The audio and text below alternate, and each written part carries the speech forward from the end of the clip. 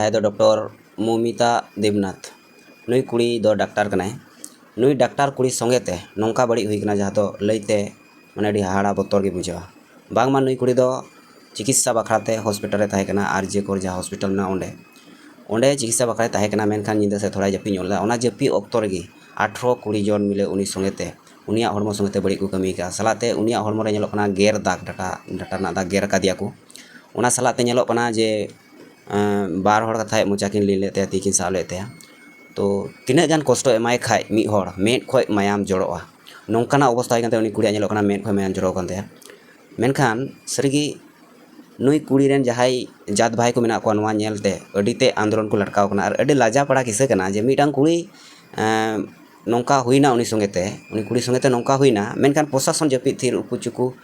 गति को मताव कना सरिना गे तीना हाड़ा बुझा ओना संगेते आर मिटांग कुड़ी जहाई दो प्रियंका हासदा ओड़ा खय 8टा ñिदा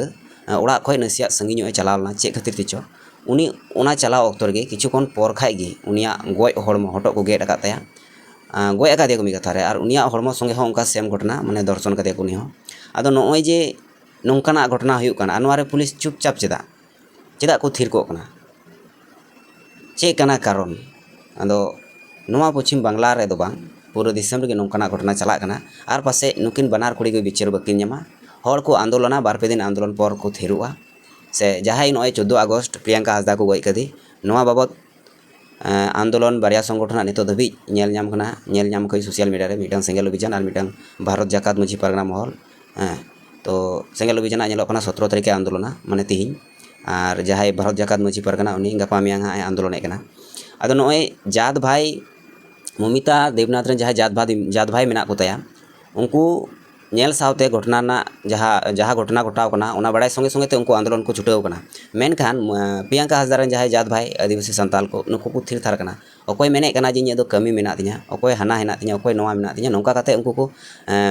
माने को टाल माटोलो कना जे नोवा मिटांग दाबी कना नुको सस्ती ñam दरकार और जुदी नुको सस्ती बको ñama नुको दो चिकाय नको नुको दो अपराध लगी कुड़ी को गय लगी सदीन को ñam केआ उनको को नौका गे आर जहां गे फाक्ताले को ñam कोआ उनका को गय कोआ जात भाई को गजे कान तमा माने ओंडे दो संगठन से हाना नवा धर्म टरम बांग ñel काते ओनारे आंदोलन रे गड़ो दरकार कना जहां लका नुई मोमिता देवनाथ रेन जात भाई को गड़ो कना जहां दो उनी संगे जहां बड़ी हुईना ओना खातिर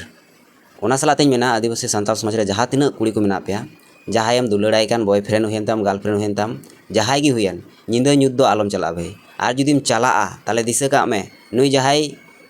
प्रियंका हासदा जहाय कुड़ी संगे नौका घटना हुईना हटो को गेगे ताले दिसे का में आम ओका हिल आम रेन जहाय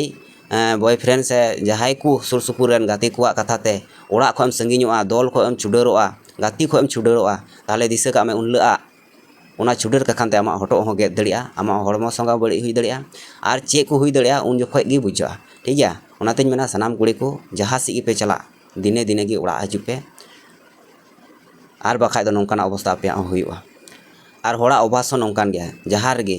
बापला ओड़ा मेन मेला मेन पता छाता जहाँ रे मेन नुकु दो बांगमा कथा ñिदा गी मौज को एखवा ñिदा गी को चला ताछाड़ा नुकुआ समय गी बनुक तकवा ठीक है आदो नोना ñिदा समय एम खातिर ते पासे नौका हुई कना